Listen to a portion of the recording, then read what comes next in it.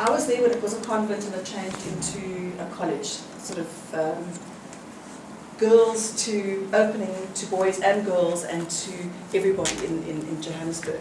That was around 91, so it was before the state schools opened.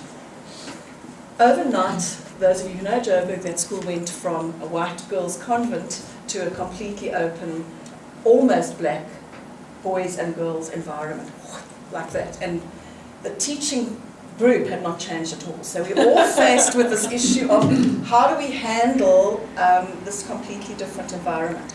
And at that stage there were no Model Cs, obviously, so we, into grade 8, and 6 at that point, we were taking children straight from township schools into this kind of quite elite environment. And we found ourselves in a situation we could not assess. We had no way of knowing what gaps there were, what our children were doing, where we should go with them. And of course at that stage, we were talking earlier, we were using the old IQ tests. And these kids, of course, were just completely off the charts and all needed remedial and special ed. And it was quite clear that that was nonsense because we were dealing with the children ourselves and we realized it wasn't the issue. So we were looking for some kind of way of baseline assessing these children as they came in so we knew what interventions we could use. And that was somewhere along the line, there was a connection. Louise knew the principal of the time, and that is how we ended up starting to use Louise's assessments. But she'll explain the content to you in detail. But just that you understand, what we have from her is a whole set of tests, but the kind of skeleton that goes right the way through, the kind of backbone is the C-FAM, which is the Culture, Fair, Abilities and Motivation Assessment. It's a completely South African assessment. It does not rely in any way on overseas assessments, so it's very little language based in it as well, and it is as fair as we can possibly humanly get to with the children in our country.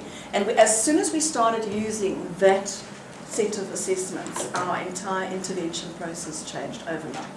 We were able to pick up the kids with incredible potential, those who had remedial issues, and we were able then to differentiate. And it was a revolution in the school. So that's where I came to use it to start with.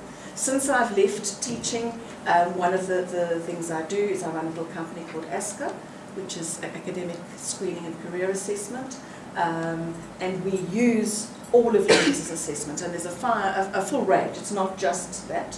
So we work on assessments from preschool readiness to high school readiness to curriculum checks and balances through to subject choice, the career assessment in grade 11. We're even now looking and doing quite a bit of work in corporates in terms of trying to identify people who could move into middle management in terms of training and so on. So there's a huge range of assessments that we now use. But we thought today the person who really would be talking to you, so that you can obviously question her on the content itself, is Louise. So our relationship is Louise is an industrial psychologist who has developed all of these assessments, runs the entire back-end work, produces the reports, keeps the databases up to date. So we also have a kind of a national benchmark that we work from. We've been doing it, you've been doing it for how many years? Since 1998. 1998. So you can see that it goes back a long, long way. I think we've been using it now 5 years. 6 years. ASCA has been using it about 5 or 6 years. There's a lot of experience, a lot of background that comes to bear in all of this.